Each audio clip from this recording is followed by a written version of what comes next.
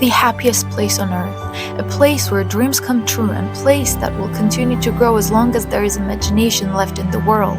Ladies and gentlemen, Disneyland. Disney animation has been in my life as long as I've lived.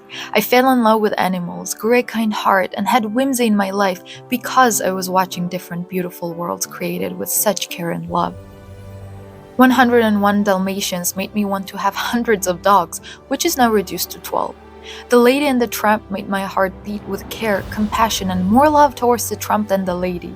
Peter Pan opened a whole new magical world for me, and maybe because of believing in myself and trusting in some pixie dust, I ended up following my dreams.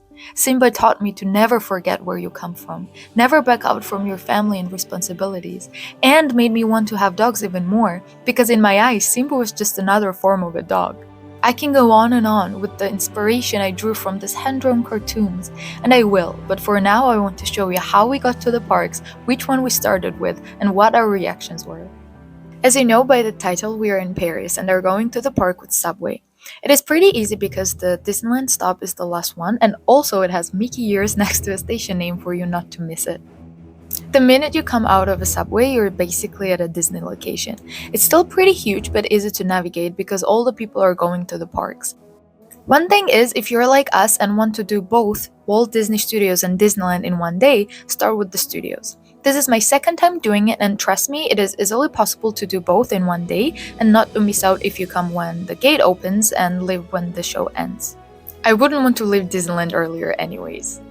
Also, it is always a good idea to start with the most popular ride, because if you're the first one, you're gonna get to ride it with no lines, when an hour later there will be an 80-minute wait time.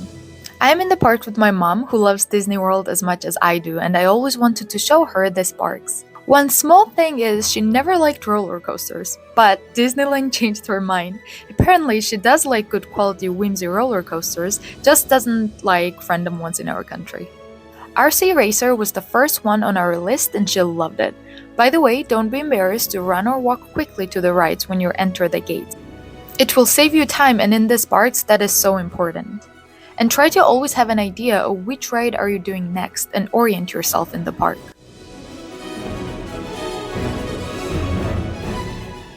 Next ride was my favorite, Tower of Terror. Funny thing is, I remembered it to be way scarier than it seemed now.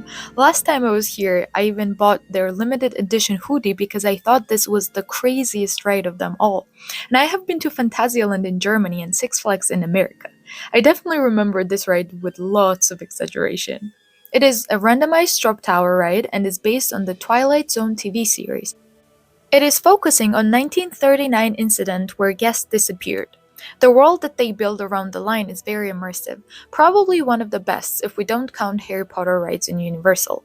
The drop is 40 minutes, and the best part is, since it's an enclosed space, you have no idea when the drop will happen or how high you are until they quickly open the windows and you see the whole park from the height. Also, of course, it's a must to stay around in the shop and glance at every single item. Probably half the time you're at themed parks, you spend browsing around shops, and it's fine. Because first, nobody forces you to buy anything, and just looking is entertaining too. But second, if you do want to have a unique, beautiful Disney merch, you can choose from so many. Then I went to Avengers Ride. It's a high-speed indoor launched roller coaster, and something I love in these parks are constant music. It really feels like you're in a different universe, in Disney universe, because of the melodies you hear all around. To be honest, I think Marvel Universe deserves a bit more exciting part in Disney Studios Park. There are so many iconic characters you can use as inspiration. Unfortunately, the Peter Pan ride was closed. I know I would love it so much. Then we went to Crush's Coaster. And this was the most we've been in the line. I think it was 80 minutes. Anyone who loves themed parks knows that this sounds worse than it is. Yes, it is horrible to stand in the line, but in Disney parks you still feel so upbeat, and it's an opportunity to actually talk to the people you're with. To be honest, once I did the whole Universal Park alone, and even then I was not struggling to stand in the line. Crush's Coaster pleasantly surprised me. It might have been the best ride in Disney Studios. Cadets, you are about to enter the mysterious realm. They go. Which is guy with the action hammer? Yeah! Come on, Dad!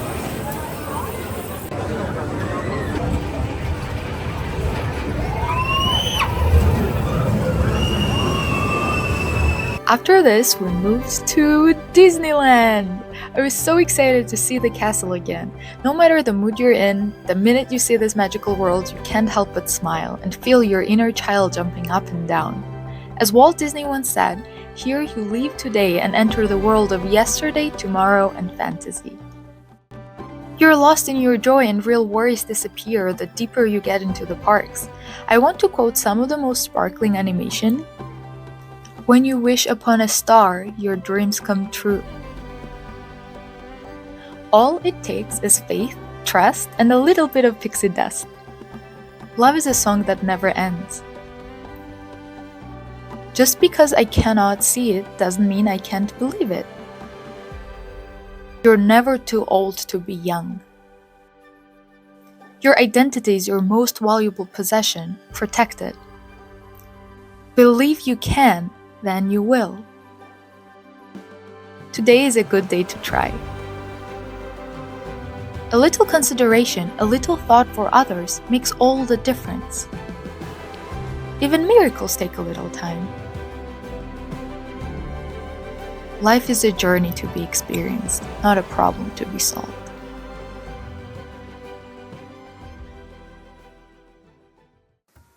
If you didn't know you can get in the castle, it tells you the story of Sleeping Beauty in a gorgeous way. You can even see the whole park from the balcony of the castle. It feels amazing. In the castle there are Christmas stores with incredible figurines. If you want to see similar castles in real life, the one in Bavaria I think is the primary known inspiration for it. By the way, I'm curious to know which characters are your favorites out of all Disney universe. Did you know that iconic Mickey Mouse was created as a replacement for Oswald the Lucky Rabbit? And before the name Mickey, which was suggested by Walt's wife, the character's name was Mortimer Mouse. I honestly think this park can be enjoyed by everyone, but if you grew up watching these animations, there is no way not to be overwhelmed by seeing so much of your favorite worlds in real scale. First, we went to Phantom Manor in Frontierland. However, I think it would be fine to pass it. It was nice but not very exciting. It was a slow-moving car through the darkness and there were some figurines moving. After this, my mom mentioned that it was lunchtime. To be completely honest, when I'm in the themed parks, I do not care about food. I forget food exists, but that's just me. So we went to Coco restaurant and got burritos to go, because I wanted to be outside walking and enjoying the park even when eating. After, we went to Indiana Jones ride, which is one of the most thrilling rides. It is in Adventureland.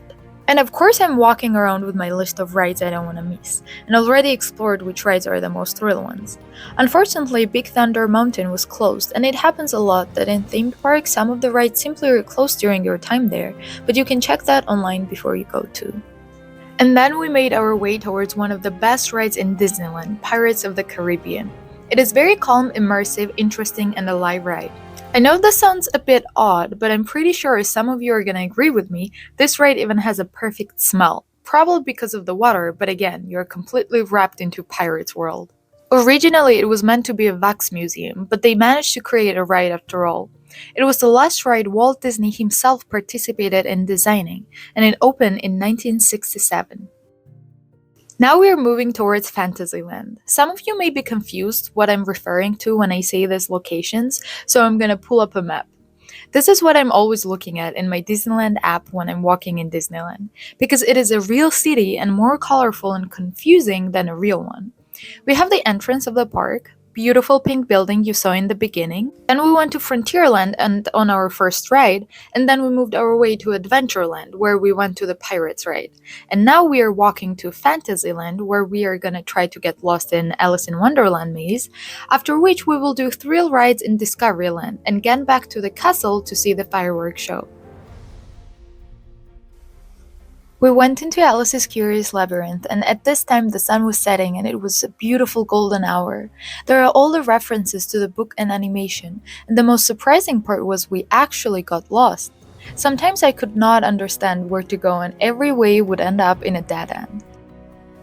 It is comprised of two sections. First one is with one of Alice's adventures before meeting the Queen of Hearts, and the second one is based on Alice's encounter with the Queen. The goal of this maze is to reach the Queen of Hearts castle, which is so pretty. As for the references, we start going through a tunnel simulating Alice's fall into Wonderland. We also get tiny doors to go into. This way we get to the caterpillar's mushroom lair, a segment where the caterpillar smokes his hookah and asks cryptic questions. Then we have Cheshire Catwalk, after which we get to the painting The Roses Red, where we see poor soldiers.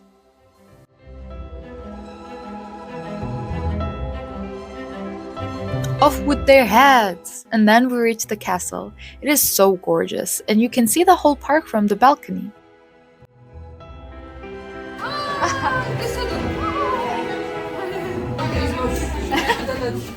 Exactly at this time, we saw a parade passing us and waited a little bit to watch. Though very quickly we went to the last ride in Fantasyland. It's a small world, which seems like it's only for children, but don't be fooled. It is one of the most beautiful, gorgeous rides in the whole park. It is a sail on a whimsical world tour. Dolls from all over the globe are singing and dancing, bringing different cultures to life. It highlights iconic landmarks, traditional music, and costumes. If you look closely, you can see some of the Disney characters hidden in there, like Pinocchio, Cinderella, and Peter Pan.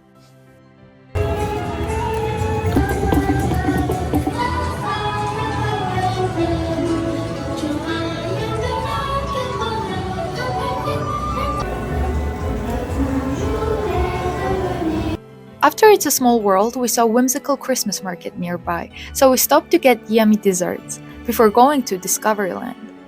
Of course, we had to ride Star Wars Hyperspace Mountain. After that, we were completely fine browsing some more shops and getting our places in front of the castle. The show starts after dark, so it changes in between seasons. Look up the hours of the show beforehand so that you don't miss it. And another important thing is arrive earlier to secure a good place to watch a show. We were in front so that we could see the castle well. When I was here for the first time, it was September, so we all sat on the ground and enjoyed the show. But since it was winter, everyone was standing, and you did need a good place to see the castle well. So this is it. This is the happiest place on earth. And the show is the perfect ending to a day in Disneyland. But I would say that they should not change all cartoons for the new ones. 7 years ago, I recognized every animation and was way more emotional than now, because some of them I had no idea where the music or images were from. I know, it is for the new generation, but still. Now you can enjoy the incredible Disneyland show, and remember, your dreams can come true. You just need to believe in them.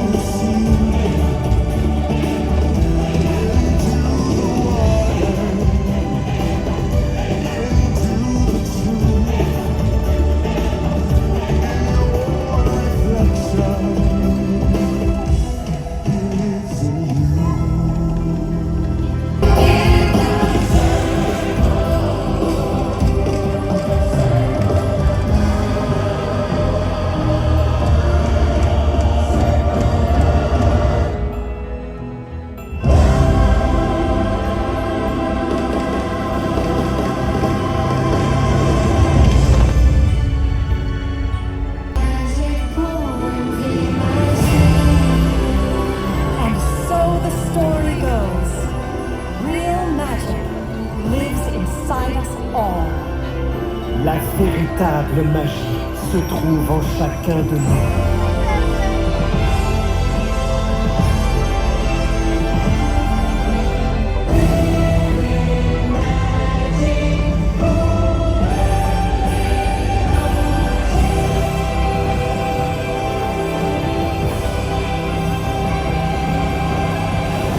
Alors partez à sa recherche et répandez-la autour de vous. Find your magic, embrace it, and pass it on.